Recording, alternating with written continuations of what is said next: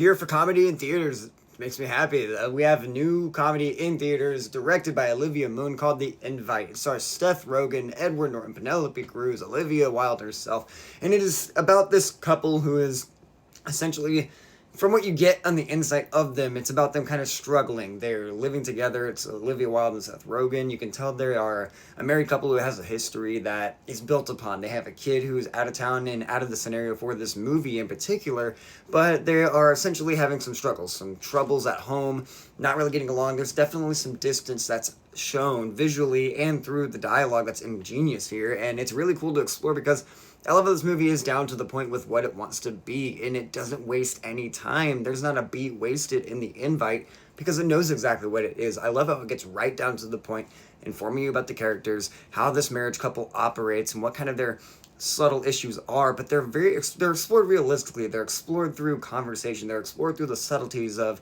their faces. You know how there's double meaning behind what people say. Sometimes this movie relishes in that, in moments where Seth Rogen's saying something to his wife, Olivia Wilde, and he means something else behind his face and what he's saying, and the movie explores the layers in that due to great acting as well. On top of that, when they meet the other couple that comes in and brings in this scenario for them, presents this opportunity for them to do a little swing, and that's where the movie really kicks off. It's what the trailer, at least the hook of the trailer, is.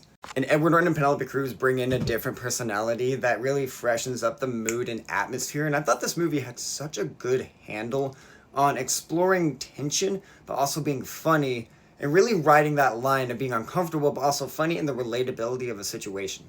It discussing the concepts of monogamy and polyamory, or not necessarily always polyamory, but discussing things outside the realms of monogamy itself. This movie does a great job at handling that and actually striking a fascinating conversation that I enjoyed watching because it was not only funny, but heartfelt and character driven as well. It struck a nice balance, and the performances sell it, man. This movie's so focused. It's only 4 characters in this apartment complex for the entire time, and I love movies like that. Movies that focus up and stay in one setting to really make you live in it and feel it. Seth Rogen just has these remarks that had me laughing, cackling out loud in the theater. I had to check myself at times to be quiet so I could be respectful to the people around me, but the movie was really working. I feel like this is one of those comedies that it's either going to really work for you or just make you uncomfortable depending on who you are. It really worked for me. I thought it was hilarious. The situational, awkward comedy on top of the character-driven moments that bring heart to it really worked. Edward Norton, I feel like, is just going to go underspoken about in this. He's so funny. Every bit of line delivery. He's some guy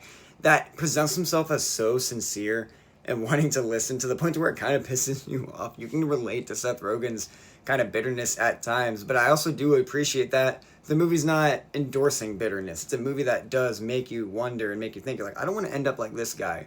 How can I be more grateful in my life? The movie does a great job at escalating the conversations to stuff about not just relationships, but also just gratitude in your life in general, and how important that is. Important to assess your situation and learn to count the good things too on top of the bad. And honestly, I can go on and on about how great the set design is. I really felt like I knew this apartment. I felt like I've lived with this married couple.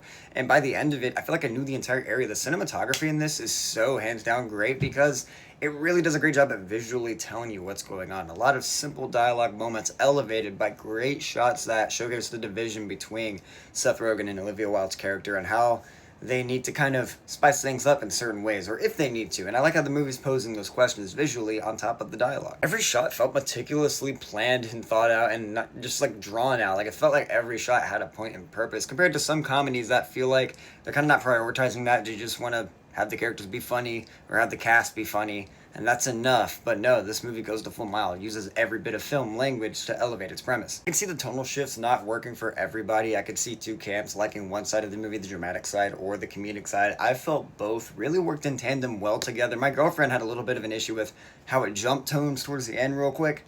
I personally thought it really worked for the realism of what it was trying to set up. There's awkwardness and uncomfortable scenarios where you're with other couples that are having some problems, but you're trying to get along in the situation.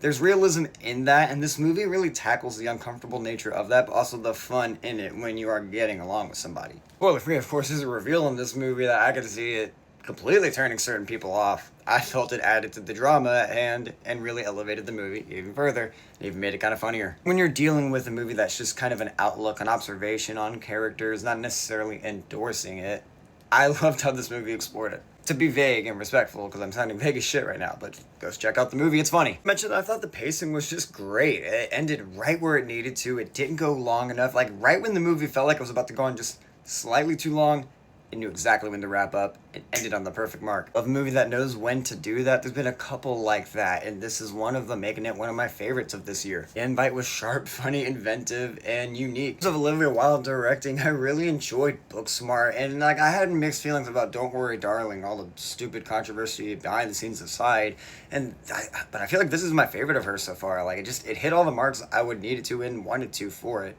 given the premise. I wish I saw it on a double date to have another couple to talk about it with my girlfriend, because this is one of those movies that if you see it with some couples, you're gonna have a good time talking about it afterward. I thoroughly enjoyed this one. Guys, what did you think of The Invite? Have you gotten a chance to check it out? What is your favorite comedy of the year so far? Thank you so much for watching Scatterbrain Reviews. Leave a like, leave a comment. I'm tired. I'll see you next time.